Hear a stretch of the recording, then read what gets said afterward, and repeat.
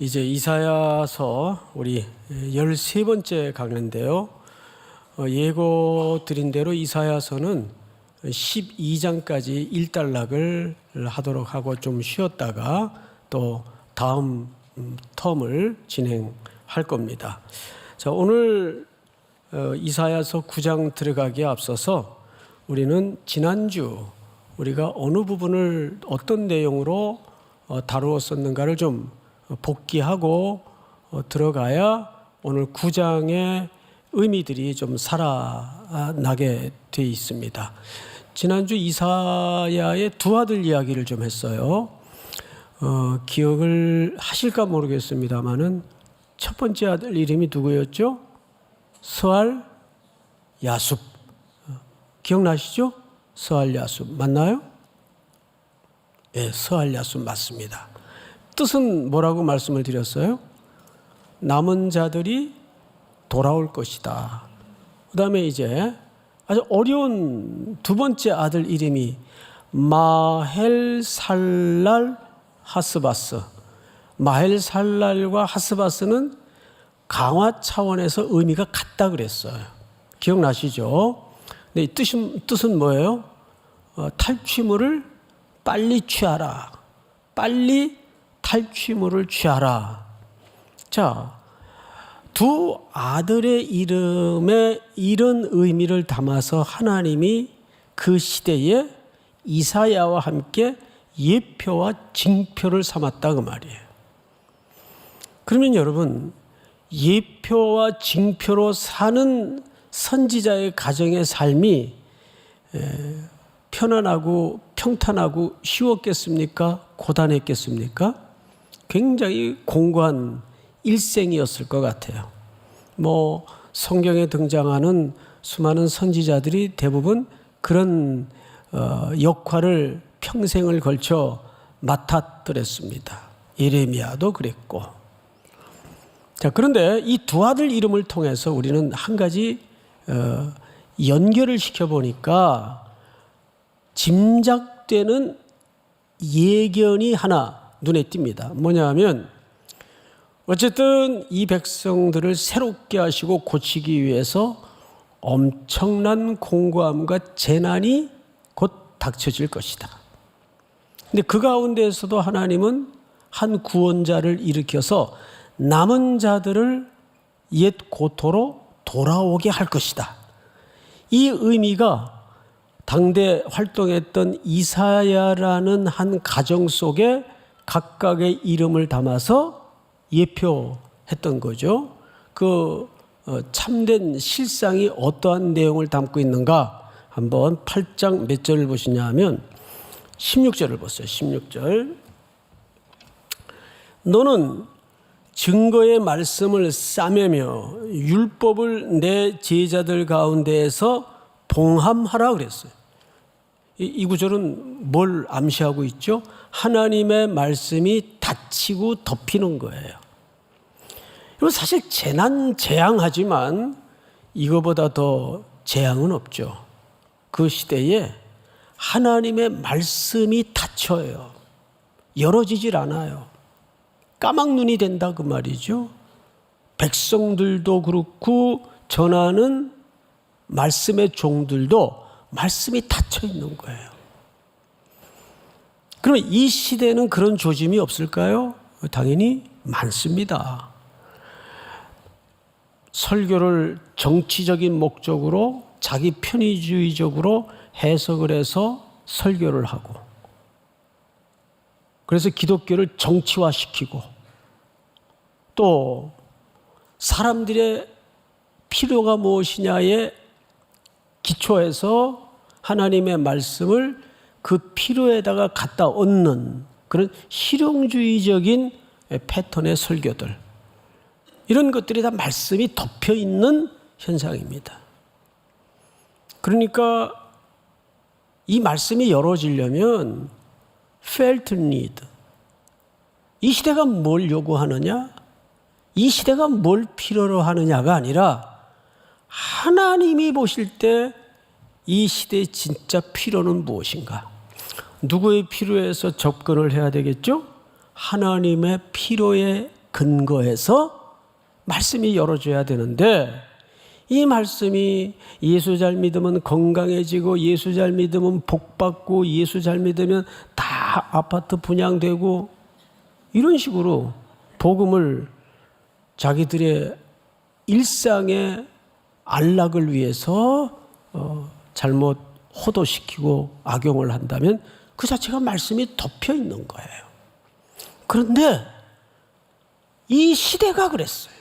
이사야가 이 가슴 아픈 이야기를 전달하던 시대가 하나님을, 그리고 하나님의 말씀을 그런 식으로 악용하고 오도하는 일들이, 여기서는 뭐라 그랬는가 하면 말씀이 덮였다, 말씀이 닫혔다, 이렇게 표현을 하는 거예요. 재앙해도 이거보다 더 본질적인 재앙이 어디 있겠습니까? 말씀이 덮인 시대. 자, 성경을 또 보십시다. 17절, 이제 야곱의 집에 대하여 얼굴을 가리시는 여호와를 나는 기다리며 그를 바라보리라. 보라, 나와 및 여호와께서 내게 주신 자녀들이 이스라엘 중에 징조와 예표가 되었나니 이는 시온 산에 계신 만군의 여호와께로 말미암은 것이니라. 어떤 사람이 너희에게 말하기를 주절거리며 속살거리는 신접한 자와 마술사에게 물으라 하거든. 그러니까 이런 내용이 이사야의 글에 담아졌다는 것은 무슨 뜻인가 하면, 당시 하나님의 백성들 사이에 이런 일들이 있었다는 얘기일까요? 없는데 그냥 걱정해서 썼다는 얘기일까요? 이미 있었다는 얘기예요. 하나님의 백성들이 오로지 하나님에게만 의지하고 하나님만 바라는 것이 아니라, 하나님도 좀 급하면 찾고, 또 무당한테 굿도 한번 해보고, 점도 한번 쳐보고, 이렇게 랜덤, 뭐 아무나 얻어 걸리면 복인 거지 뭐. 그게 꼭 무슨 신이 중요한 건 아니잖아. 다원주의, 혼합주의가 이미 이스라엘 한복판에 빼곡히 자리 잡고 있었던 거죠. 성경을 더 보십시다.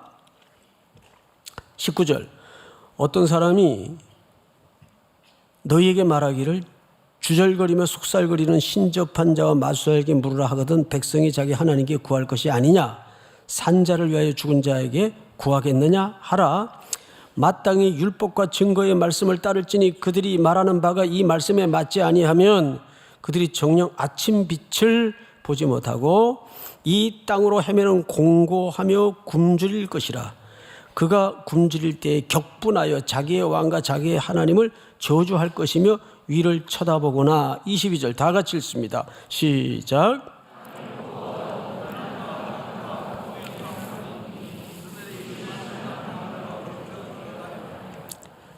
이건 두 이사야의 아들 속에 예표한 대로 그 시대는 이렇게 끔찍한 말씀이 덮여지고, 다원주의와 혼합주의와, 결국은 다원주의도 혼합주의도 딱 한마디로 정의하자면 우상숭배예요.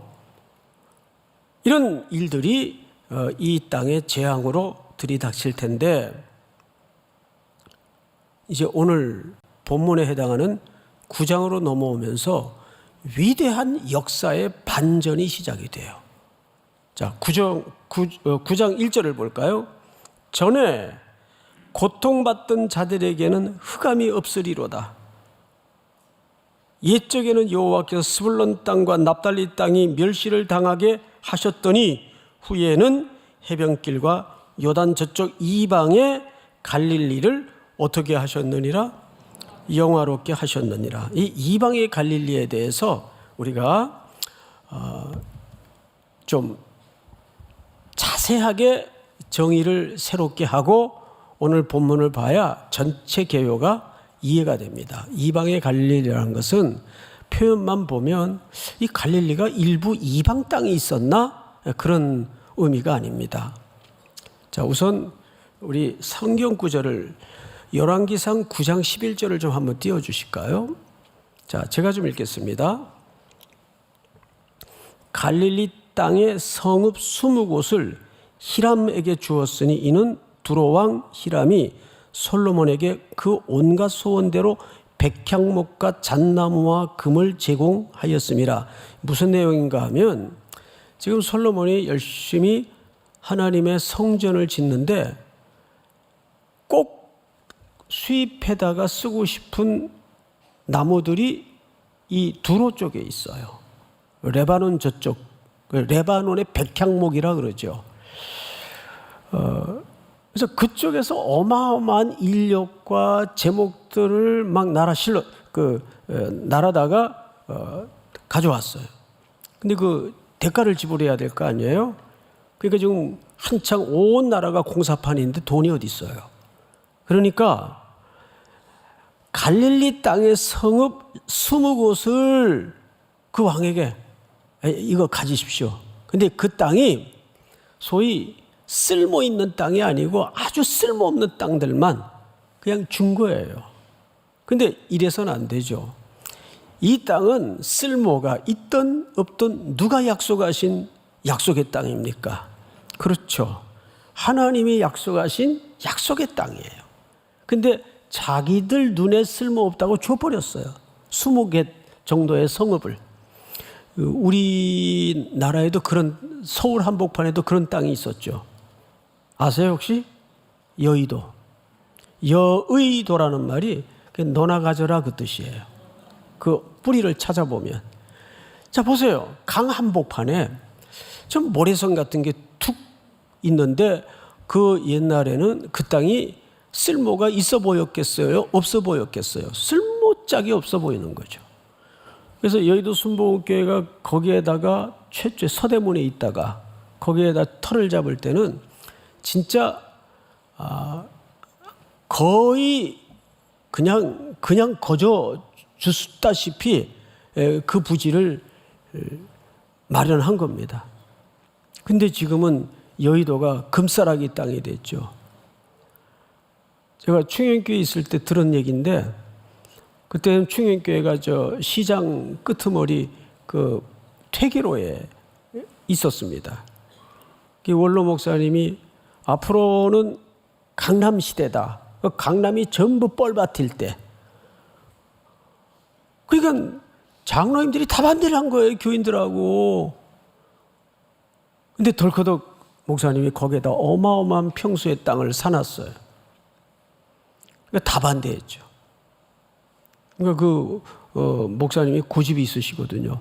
그럼 사표 내고 나 혼자 갈게. 이렇게 된 거죠. 그러니까 장로님들이 타협점을 찾은 거예요. 빌다시피 해가지고. 그러면 그건 너무 많으니까 땅이 평수가 너무 크니까 거기다가 뭐 운동장을 할 것도 아니고 웬 땅을 그렇게 크게 사셨습니까? 해서 일부 파는 걸로 전제를 하고 이 절충을 해서 옮겼어요. 아깝죠. 지금 생각하면 너무 아깝죠.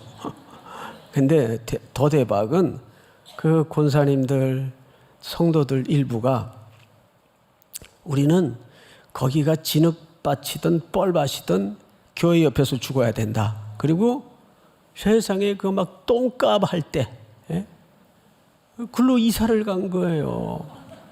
교회 따라서. 논현동 부자들이 그게 기원이 됐습니다. 뭐 제가 이거를 은근히 부추기는 건 아닌데 그런 실제적인 역사적 사례도 있다 그 뜻이에요. 그러니까 쓸데없는 땅 20곳을 그냥 넘긴 거예요. 근데 그 땅은 그 이후로 수많은 나라들이 오며 가며 수탈의 역사를 겪었던 땅이 됩니다. 예를 들어서 누가 차례대로 정복을 했는가 하면 아수르, 바벨론, 바사, 이 바사는 페르시아를 얘기해요. 바사, 마게도냐, 애굽, 수리아, 이 주변의 열강들이 이스라엘을 내려가고 올라가는 과정에서 이 갈릴리 그 지역을 온갖 수탈과 탈취를 겪었던 땅이 이 땅입니다.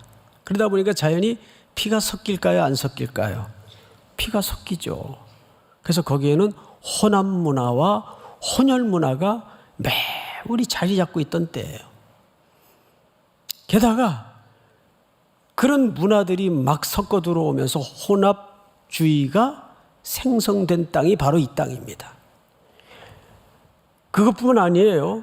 여기에는 지중해에서 유행하던 온갖 혼합 종교가 그 틈을 타서 밀고 들어오죠. 그러니까 유대 사람들은 이 갈릴리 지역의 사람들 하면 상종도 안 하던 그런 사회적 개념이 자리 잡고 있던 땅입니다. 그래서 요한복음에 보면 재밌는 기록이 있어요. 7장 41절을 좀 한번 띄워주세요. 어떤 사람은 그리스도라 하며 어떤 이들은 그리스도가 어찌 갈릴리에서 나오겠느냐. 이해가 되죠, 여러분? 갈릴리가 이 정도로 사회적으로 평판이 절망스러운 땅이었습니다. 52절을 좀 볼까요? 다 같이 시작. 그들이 대답하여 이르되 너도 갈릴리에서 왔느냐 찾아보라 갈릴리에서는 선지자가 나지 못하느니라 하였더라. 마치 나사렛에서 무슨 선한 것이 날 수 있겠느냐 같은 이치입니다. 그런 지역이에요. 자, 그런데 오늘 9장 1절을 다시 보시면 전에 고통받던 자들에게는 흑암이 없으리로다. 옛적에는 여호와께서 스불론 땅과 납달리 땅이 멸시를 당하게 하셨더니 후에는 해변길과 요단 저쪽의 이방의 갈릴리를 어떻게 하셨느니라? 영화롭게 하셨느니라. 흑암에 행하던 백성이 큰 빛을 보고 사망의 그늘진 땅에 거주하던 자에게 빛이 비치도다. 주께서 이 나라를 창성하게 하시며 그 즐거움을 더하게 하셨으므로 추수하는 즐거움과 탈취물을 나눌 때의 즐거움같이 그들이 주 앞에서 즐거워하오니. 놀라운 일들이 예고되고 있어요. 늘 빼앗기고 탈취당하던 이 백성들이 탈취물을 나누어 갖는 즐거움이, 추수의 기쁨을 누리는 희열이 이들에게 임할 것을 예고하고 있습니다. 어떻게? 4절을 보십시다. 이는 그들이 무겁게 맨 멍에와 그들의 어깨에 채찍과 그 압제자의 막대기를 주께서 꺾으시되 미디안의 날과 같이 하셨음이니이다. 이 미디안의 날이라는 것은 무슨 뜻인가 하면 사사기 7장에 미디안이 쳐들어오는데 그때가 기드온이 사사로 있을 때입니다. 미디안이 쳐들어오는데 그 광경을 성경이 뭐라고 묘사했는가 하니 중다한 무리가, 그러니까 허다한 중다한 무리가 쳐들어오는데 메뚜기 떼가 습격하는 것 같이 많았다고 소개하고 있습니다. 그래서 사사기 7장을 한번 띄워보세요. 기드온과 그와 함께한 백성이 이경초의 진영 근처에 이른즉 바로 파수꾼을 교대한 때라. 그들이 나팔을 불며 손에 가졌던 항아리를 부수니라. 20절. 세 대가 나팔을 불며 항아리를 부수고 왼손에 횃불을 들고 오른손에 나팔을 들어 불며 외쳐 이르되 여호와 기드온의 칼이다 하고. 21절. 각기 제자리에 서서 그 진영을 에워싸며 그 온 진영의 군사들이 뛰고 부르짖으며 도망하였는데 300명이 나팔을 불 때에 여호와께서 그 온 진영에서 친구끼리 칼로 치게 하심으로 적군이 도망하여 스레라의 벳시다에 이르고 또 답밭에 가까운 아벨몰라의 경계에 이르렀으며 이스라엘 사람들은 납달리와 아셀과 온 므낫세에서부터 부름을 받고 미디안을 추격하였더라. 24절 다 같이 읽겠습니다. 시작. 기드온이 사자들을 보내서 에브라임 온 산지로 두루다니게 하여 이르기를 내려와서 미디안을 치고 그들을 앞질러 벳바라와 요단강에 이르는 수로를 점령하라 하매 이에 에브라임 사람들이 다 모여 벳바라와 요단강에 이르는 수로를 점령하고. 마지막 절 제가 읽습니다. 또 미디안의 두 방백 오렙과 스앱을 사로잡아 오렙은 오렙 바위에 죽이고 스앱은 스앱 포도주 틀에서 죽이고 미디안을 추격하였고 오렙과 스앱 머리를 요단강 건너편에서 기드온에게 가져왔더라. 그러니까 이 전쟁은 성경의 수많은 전쟁 역사에 가장 신비스러운 전쟁입니다. 그러니까 300명으로 그 들판에 메뚜기 떼처럼 펼쳐져 있는 미디안 군대를 매우 신비스러운 방법으로 횃불과 나팔로만 격퇴시킨 전쟁이에요. 총칼로 인간의 전략과 무기의 유무로 이긴 전쟁이 아니에요. 오로지 하나님의 신묘막측한 방법으로 하나님이 이기게 하신 전쟁입니다. 그런데 오늘 이사야 선지자가 위대한 반전을 예고하면서 뭐라고 소개하고 있는가 하면 4절을 다시 보세요. 이는 그들이 무겁게 맨 멍에와 그들의 어깨에 채찍과 그 앞제 막대기를 주께서 꺾으시되 미디안의 날과 같이 하셨음이니이다. 5절 다 같이 시작.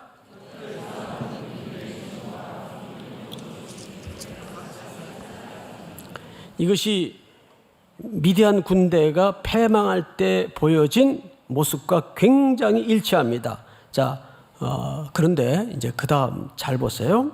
이렇게 위대한 역사의 반전이 일어나서 이스라엘과 유다를 구원할 것인데 어떻게 이는 6절입니다. 한 아기가 우리에게 낳고 여기서부터 웃음이 터지죠. 아이지 뭐라는 거야? 에? 이 어마어마한 역사의 위대한 반전을 예고하면서 뭐 하늘의 군대를 동원하는 것도 아니고 뭐가 태어난대요? 한 아기가 날 거래요. 그러면 그 아기가 뭘 하겠어요? 우리 지난주 배웠던 내용 중에 유다 백성이 실로아의 물을 의지하지 않았어요. 그렇죠? 그 실로아의 물이라는 것은 어떤 물이라고 말씀을 드렸죠? 보일 듯 말 듯한 물줄기에다가 매우 이게 흘러가는 건지 고여 있는 건지 분간이 안 될 정도의 아주 미미한 물줄기를 얘기합니다. 그것 가지고 어떻게 이 공동체가 살아요? 이 위기를 뒤집어냅니까? 희망이 없어 보이는 거죠. 오늘 여기 한 아기는 마치 그런 존재예요.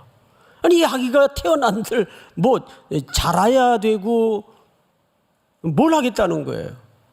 근데 계속해서 6장서부터 이사야 선지자는 거룩한 씨, 7장에서는 임마누엘, 또 남은 자들이 돌아올 것이고 이런 밑도 끝도 없는 알듯 모르듯한 아리송한 약속을 계속 하는데 오늘은 드디어 그 실체가 소개됩니다. 한 아기가 날 거래요. 처녀가 잉태하여 한 아기를 생산해내는 예언처럼 그 한 아기가 날 거래요. 그 아기가 무슨 역사를 변화시키겠어요? 근데 여러분, 기독교는 늘 이런 식으로 다가와요. 하나님의 열심과 하나님의 역사는 늘 우리 곁에 이런 식으로 다가옵니다.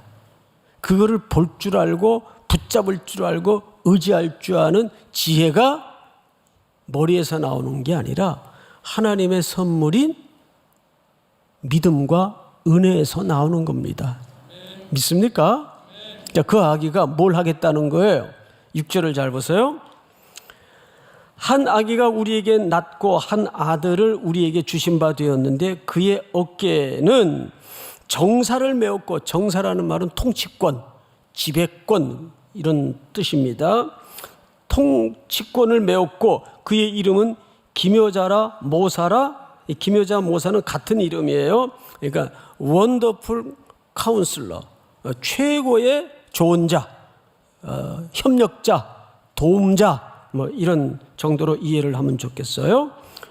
전능하신 하나님이라, 용사이신 하나님이라는 뜻이에요. 영존하시는 아버지라, 속성을 얘기하는 거예요.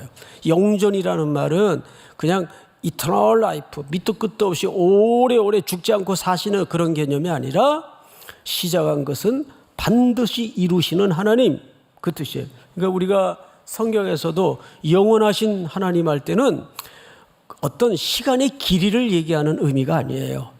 하나님께서는 작정하신 것은 알파와 오메가가 되시기에 반드시 완성하시고 결말을 내신다 그 뜻입니다. 믿습니까? 그래서 알파와 오메가가 되시는 예수 그리스도를 계시록에서 약속하지 않아요? 나는 알파와 오메가라.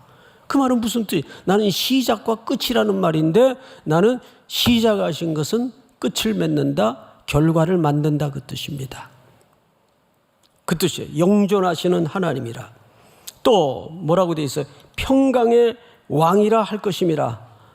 사르 샬롬. 이 말은 진짜 평강, 참된 평강을 얘기하는 거예요. 이 세상의 평화가 유지되는 것에는 그 기초가 힘입니다. 힘이 있어야 세상 나라는 평화를 유지할 수가 있어요. 우리나라가 경제적 힘도 없고 국방력도 미약하면 벌써 전쟁이 12번 나도 더 났죠. 이 세상의 질서는 그렇게 될 수밖에 없어요. 힘이 유지하는 평화예요. 로마, 팍스 로마라 그러죠. 그 로마가 절대적인 한 역사를 지배할 수 있었던 것도 로마가 어떤 고상한 도덕성과 윤리성이 기초한 나라였기 때문이 아니라 힘을 가진 나라였기 때문입니다. 그게 세상의 평화예요. 그런 평화는 언제든지 힘의 균형이 깨지면 바로 깨지는 평화입니다.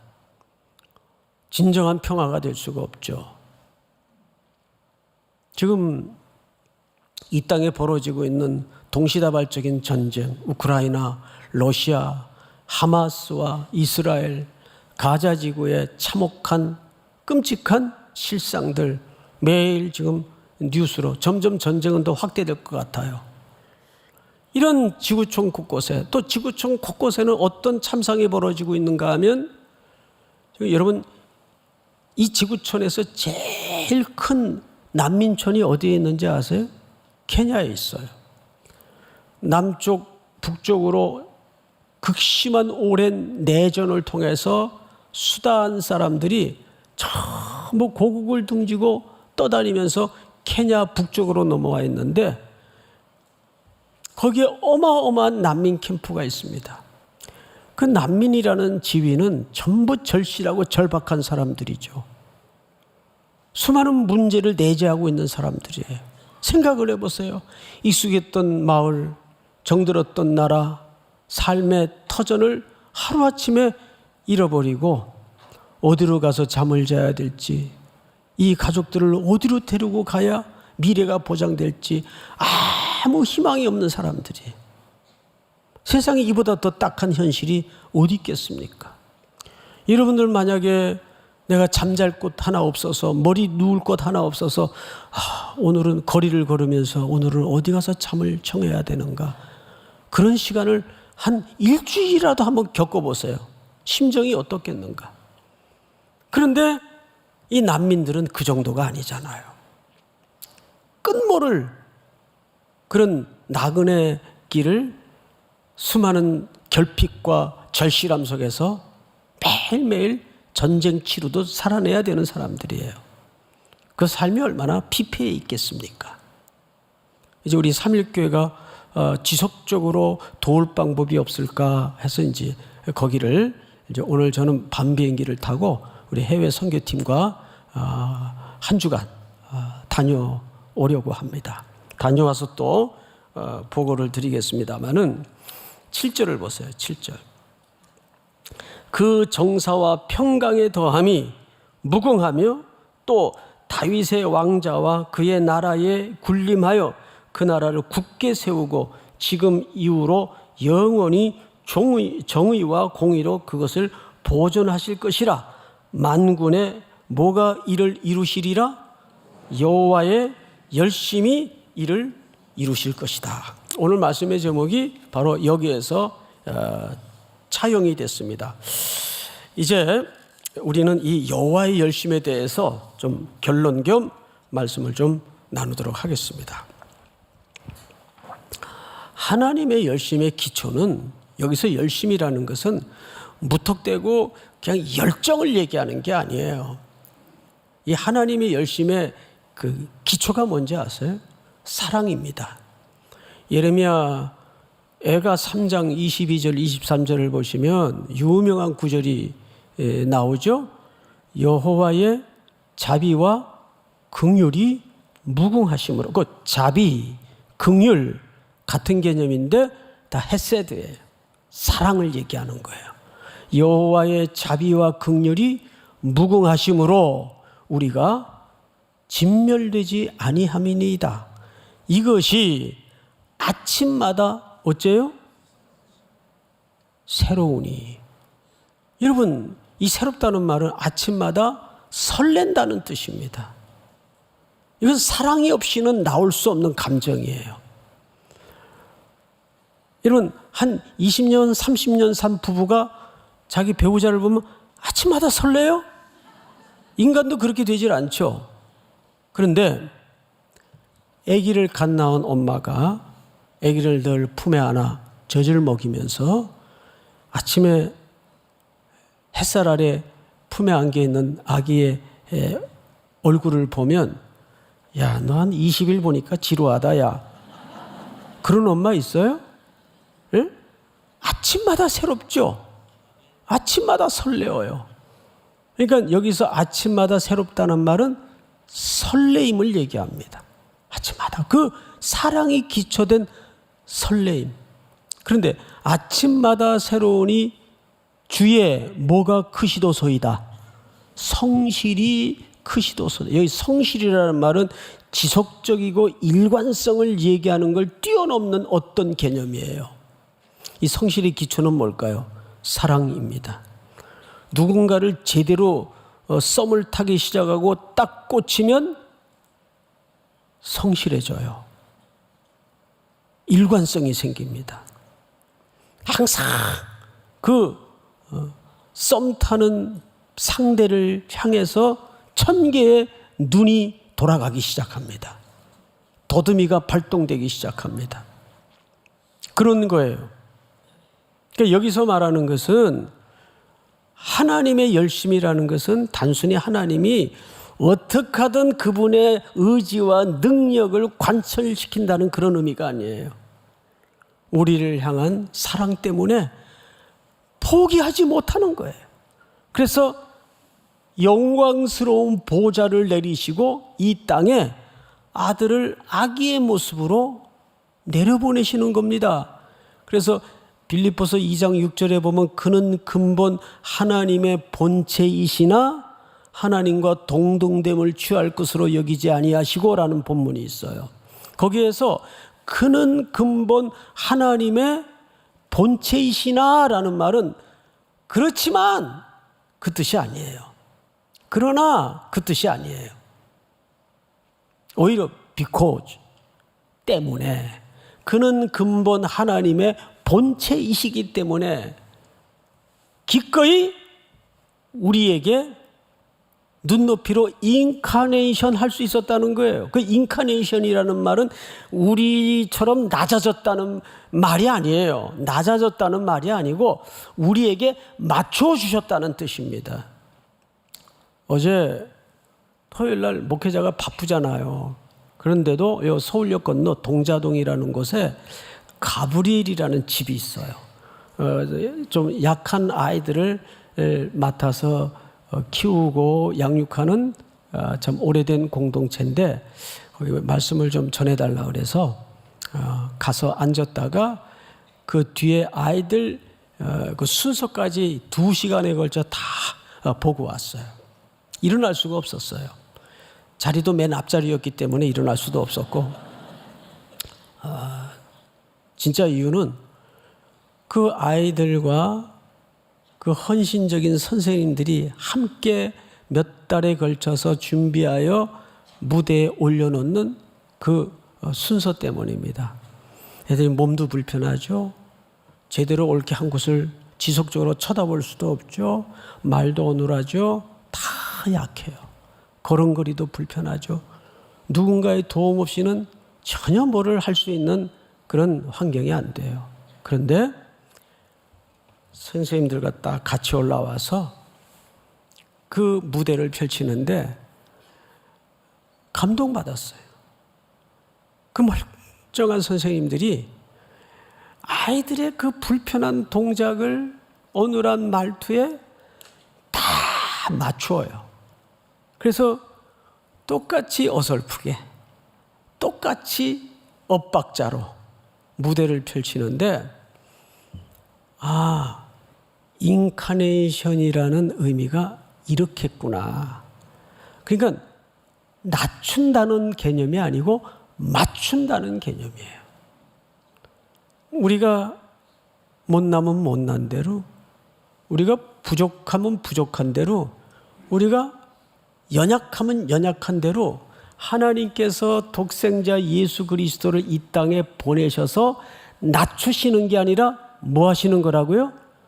우리의 질곡의 시간 속에 들어오게 하셔서 우리의 눈물 속에, 우리의 고난 속에, 우리의 슬픔 속에 하나님이 어떻게 하시는 거예요? 맞추어 주시는 거예요. 그게 인카네이션이에요. 그게 진짜 사랑이에요. 그러니까 그 말은 무슨 얘기냐면 아버지이기 때문에 그렇게 할 수 있다는 얘기예요. 그렇죠, 여러분? 예? 내가 그냥 전능한 하나님인데 너희 피조물들 형편을 보니까 나 없으면 안 되겠구나. 내가 모든 걸 내려놓고 도와주지. 이런 가불의 개념처럼 도와주신다는 그런 의미가 아니라 아버지이기 때문에 맞춰주시는 거예요. 아버지니까 가능한 일이에요. 믿습니까? 그게 눈물이 나도록 감격스러운 거죠.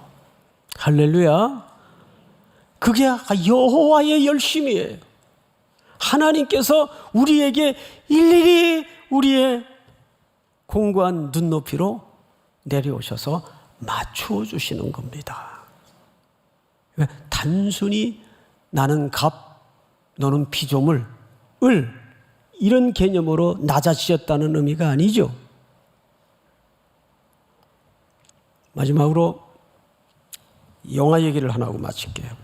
제가 오래전에 잠깐 나누었던 이야기이긴 한데 언제나 백성들은 잊으니까 늘 새로 듣는 것처럼 여러분 암살이라는 영화 아시죠? 일제 강점기에 벌어졌던 독립군들 사이에 일어난 일인데 거기 이중첩자가 이정재입니다. 이정재. 잡히죠. 왜 동료를 죽였습니까? 그랬더니 누가 알았습니까? 독립이 될 줄을. 누가 알았습니까? 독립이 될 줄을. 여러분, 역사의 사건 속에도 이런 일들이 벌어져요. 그런데 하물며 하나님의 유장한 천천히 흐르는 시간 속에 하나님의 언약은 반드시 성취되고 열매 맺는 결과물을 담보한 약속입니다. 믿습니까? 누가 독립이 될 줄 알았습니까? 주님 다시 오십니까? 안 오십니까? 다시 오십니다. 초림의 언약이 2000년 전 베들레헴 땅에서 성취되었듯이 주님 다시 오십니다. 우리는 그 안에 끼어 있지만 확고한 변치 않는 언약을 붙들고 있어요.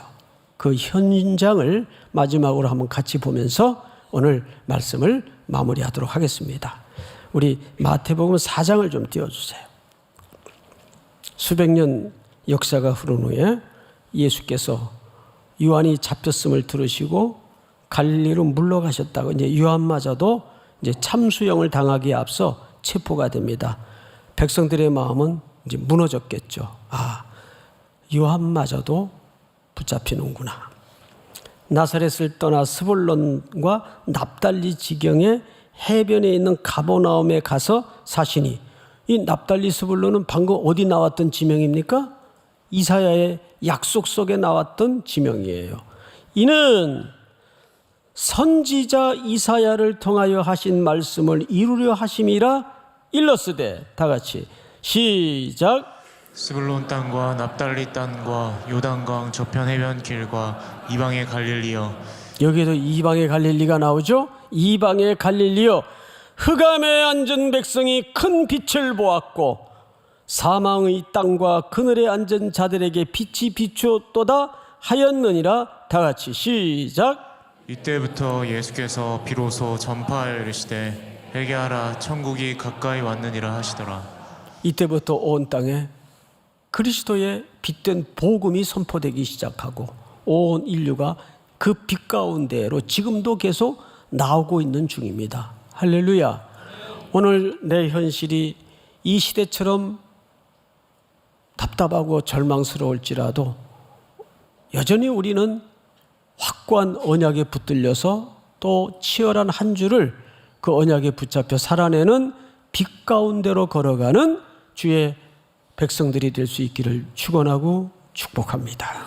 지금은 우리 구주 예수 그리스도의 은혜와 하나님 우리 아버지의 높고 크신 사랑하심과 성령님의 교통 위로 충만케 하시는 역사가 오늘 다시 한번 임마누엘의 약속을 붙잡고 저문을 나서는 사랑하고 사랑하는 3일의 성도들, 온오프라인으로 예배하는 모든 이들의 머리 위에 해외 군에 출타해 있는 가족들, 복종의 생명까지 영원토록 함께 있을지어다. 아멘.